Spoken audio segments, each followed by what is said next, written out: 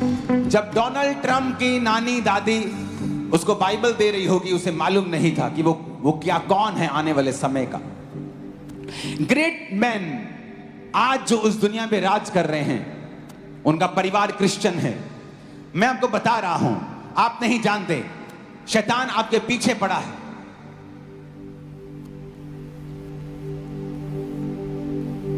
वो क्यों आपके पीछे है? क्योंकि मैं आपको बता सकता हूं, वो देख पा रहा है कि आपका परिवार कहां जाएगा और आप कैसा जीवन जीने वाले हैं। आओ आमीन ऊंचे वाला चाहिए चर्च।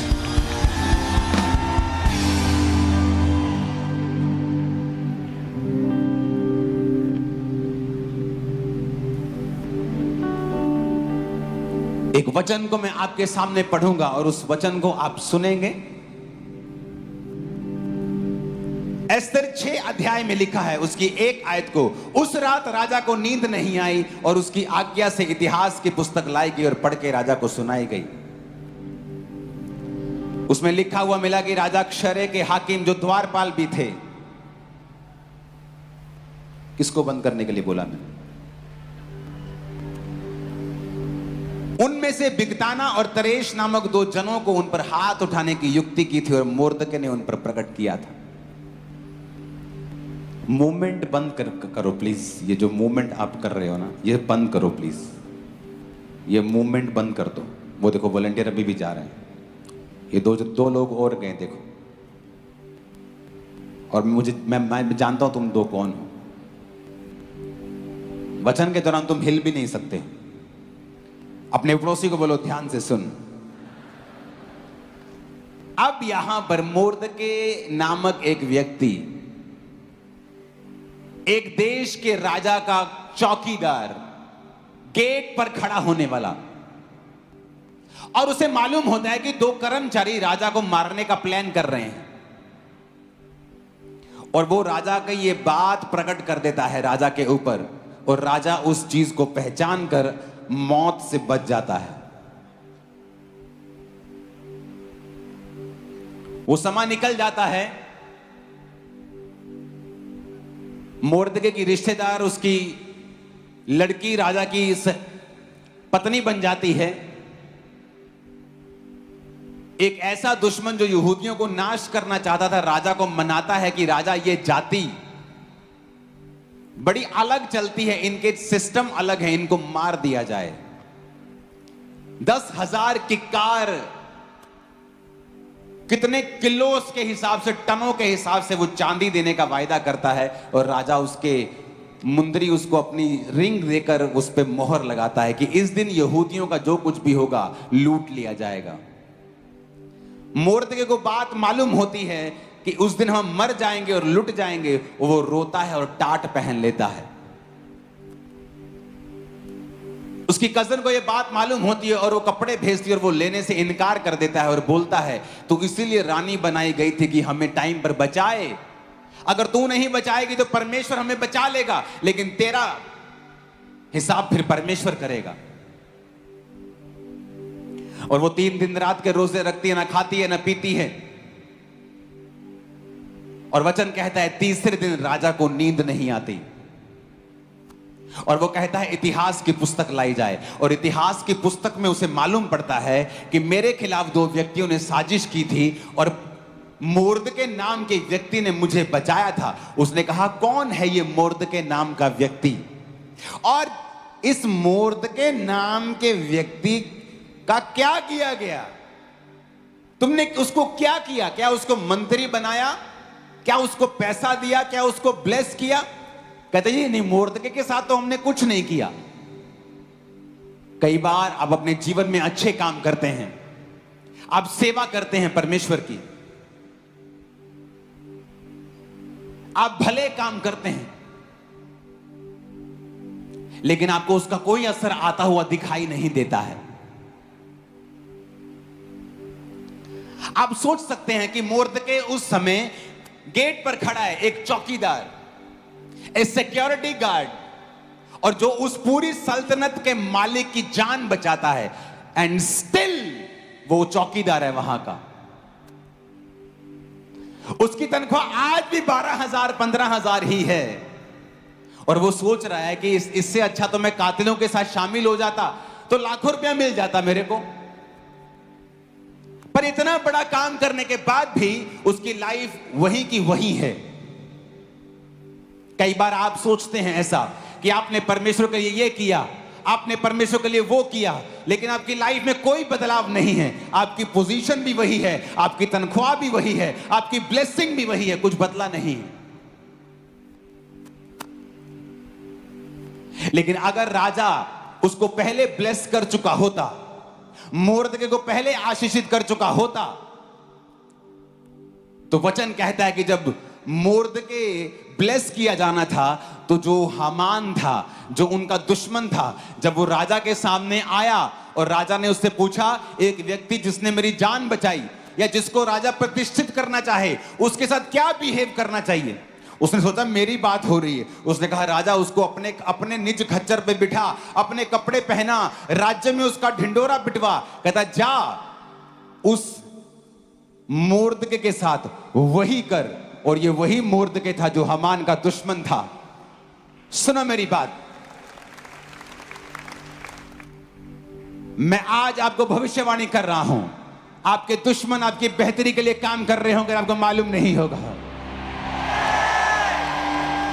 वो आपको गिराने की युक्ति कर रहे होंगे, लेकिन परमेश्वर उनका उल्लू बनाकर उनके जरिए आपको ऊंचा करने की युक्ति कर रहा होगा।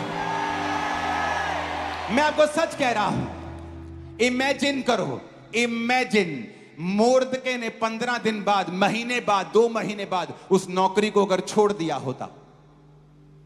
बोलता ये बेवकूफ लोग हैं, राजा भी बेवकूफ है, लोग भी बेवकूफ हैं, मैंने इतना बड़ा काम किया और किसी ने मेरे को आके थैंक्स तक नहीं किया, राजा एक बार मुझसे मिला तक नहीं, चल मुझे पैसे नहीं चाहिए पर मेरा थैंक्स तक नहीं किया, मैं यहां जॉब नहीं करूंगा। और वो वहां से चला जाता, और जब राजा कहता मुर्दके कहां है, वो बोलते साहब वो तो चला गया नौकरी छोड़ के।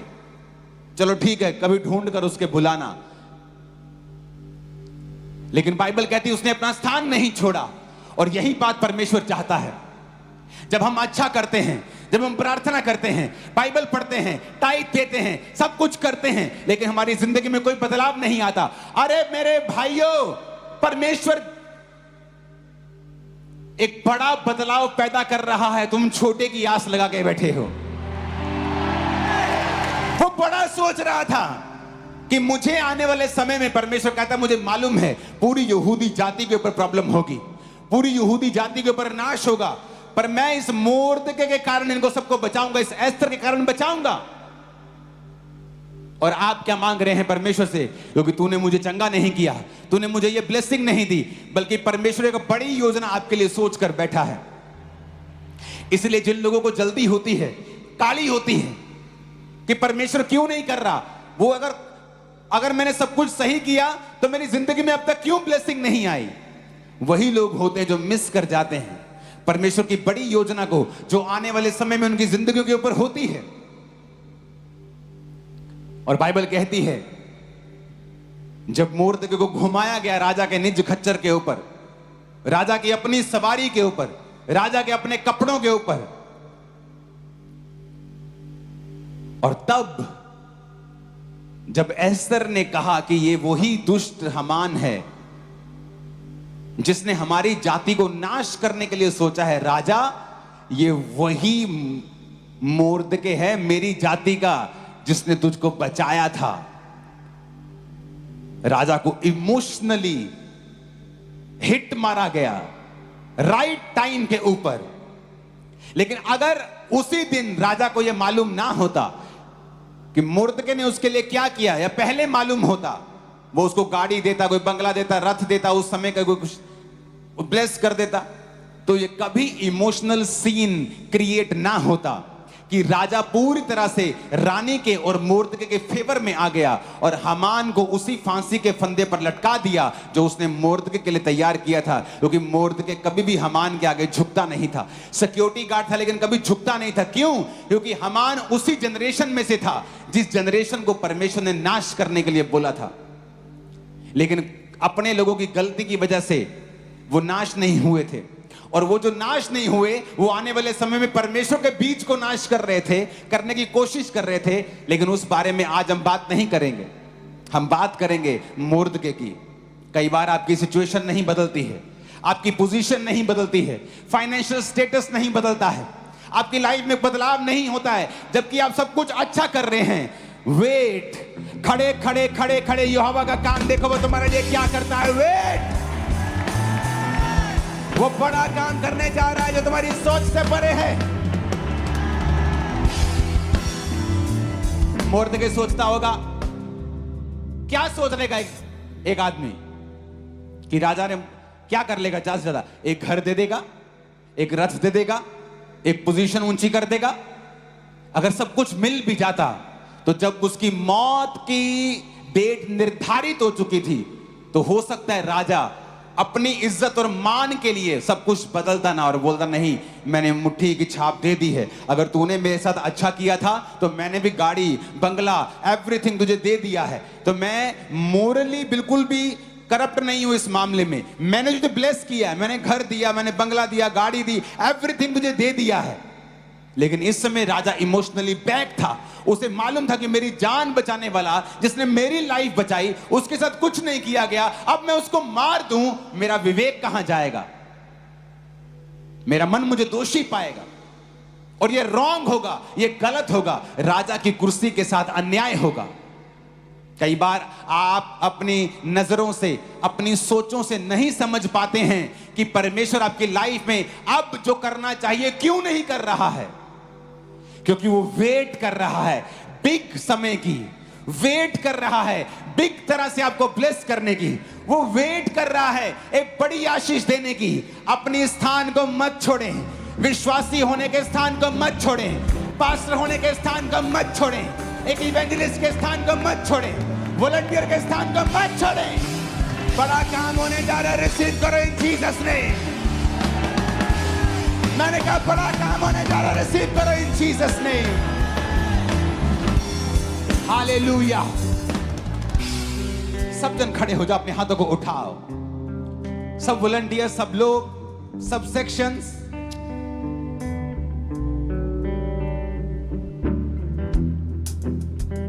अपने हाथों को उठाकर कहो, आज से मैं कभी कंप्लेंट ना करूंगा, ना करूंगी। फिर से बोलो ऊंची आवाज में,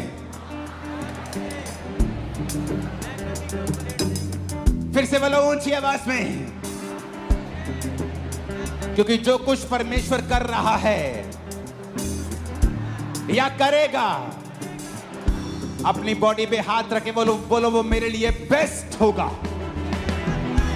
नहीं नहीं, घोषणा करो, it will be best in the name of Jesus, it will be best, वो मेरे लिए बेस्ट होगा।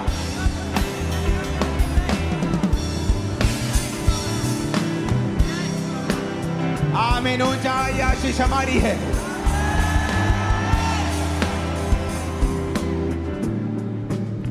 अब तुम देख लो, छोटी आशीष चाहिए कि बड़ी वाली चाहिए?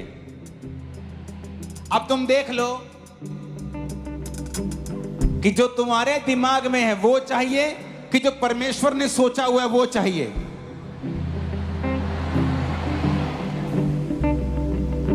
2005 में almost every day of my life in 2005, every day मैं रोज खुदा के सामने रोता था कि तू सब कुछ कर सकता है, तू ये काम क्यों नहीं करता मेरी लाइफ में। और वो नहीं हुआ। मेरे रोजों के बावजूद, मेरे रोने के बावजूद, मेरी प्रार्थना के बावजूद, अगर वो होता तो खामरा चर्च कभी पैदा नहीं होती। उसकी डिटेल में मैं नहीं जा सकता हूं, लेकिन एक बात आपको बोल सकता हूं, अगर वो काम हो गया होता, ये खामरा चर्च पैदा नहीं होती। मैं पास्टर होता? हां होता।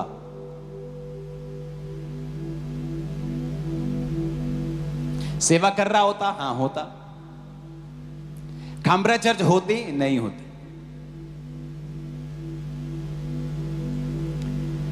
क्योंकि जो आप सोच रहे हैं वो छोटा है, जो मैं सोच रहा हूं वो छोटा है। हम कई बार गुस्सा करते हैं कि क्यों मेरे काम का रिवॉर्ड मुझे नहीं मिला। क्या मैंने कुछ गलत किया? नहीं। क्या टेक्निकली मैं सही नहीं हूं कि राजा को मुझे बुलाना चाहिए था और मुझे ब्लेस करना चाहिए था, मेरा थैंक्स करना चाहिए था? आज भी मैं उसी जगह के ऊपर सिक्योरिटी गार्ड हूं, मेरा किसी ने थैंक्स तक नहीं किया। क्या मुझे प्रमोशन नहीं देना चाहिए था? क्या मुझे मंत्री बना दें या मुझे प्रमोशन कर दें या मुझे सिपाही बना दे, कुछ हाई लेवल का कुछ दे दें मेरे को?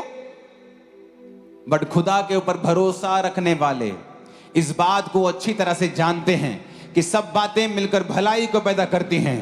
जो मसीह यीशु से प्रेम करते हैं, अर्थात वो जो उसकी इच्छा के अनुसार बुलाए गए हैं, सब बातें मिलकर भलाई को पैदा करती हैं।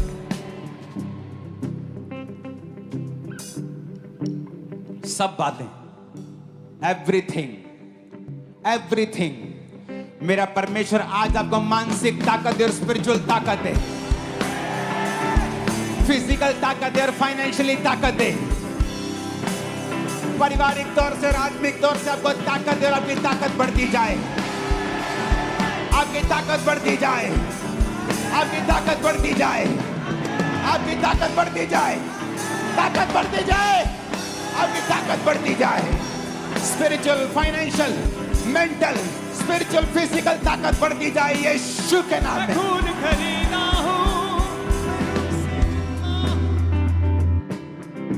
खुदा ने कहा कि वो समय आने पर सब कुछ जाहिर कर देगा। क्या तुम इतने इम्पेशेंट हो कि तुम्हें अपना समय का इंतजार नहीं कर पा रहे हो? तुम वो काम जो मूसा 40 साल में करना चाहता था, तुम समझते क्यों नहीं हो? तुम इब्री हो, आपस में एक दूसरे को मत मारो। और उसने एक मिस्री को मार दिया और सोचा कि वो जानता था कि वो एक अगुवे के रूप में बुलाया गया है, लेकिन उन्हीं इब्रानियों ने कहा, तू कौन होता है हमारा न्याय करने वाला? क्या जिस तरह कल तूने एक मिस्री को मार दिया था तो हमें भी मारना चाहता है?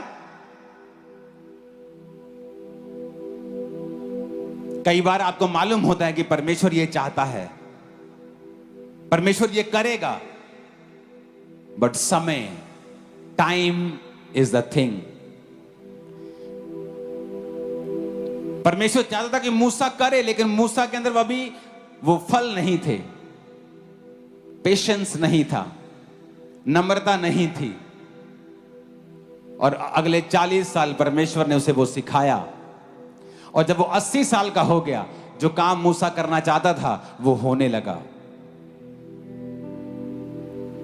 हुआ कि नहीं हुआ? 120 साल तक उसने इस्राएलियों को लीड किया। आज इस बात को समझ लेना कि जब परमेश्वर आपको रिवॉर्ड नहीं देता, इमीडिएटली साल 2 साल में वो कुछ बड़े की तैयारी कर रहा है।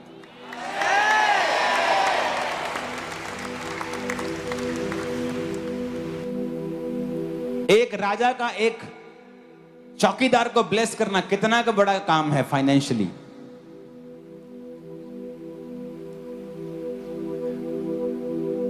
एक देश का किसी को 4, 5, 10, 15, 20 करोड़ देना कितना का काम है। 40 लाख करोड़ जीडीपी है देश की, मान लो किसी को 100 करोड़ देना कितना का काम है। मतलब किसी के पास मान लो 34 लाख 35 लाख रुपए पड़े हैं और किसी को 100 रुपया देना है, कितना बड़ा काम है?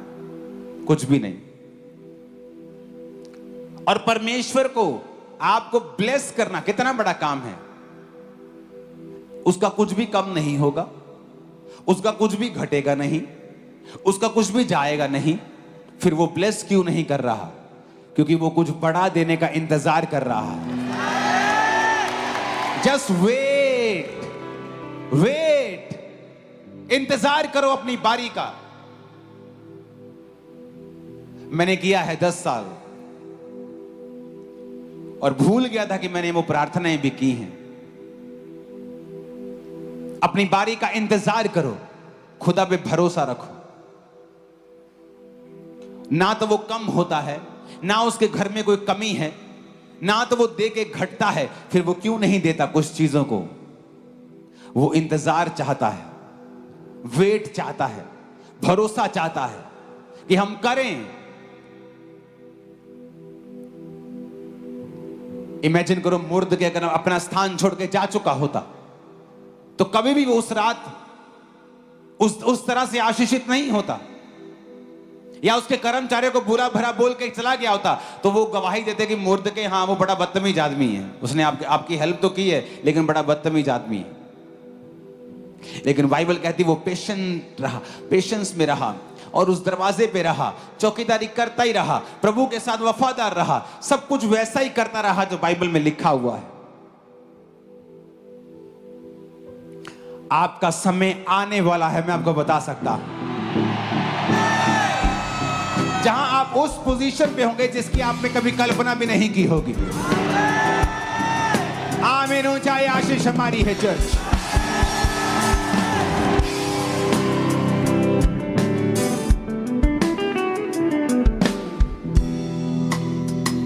एक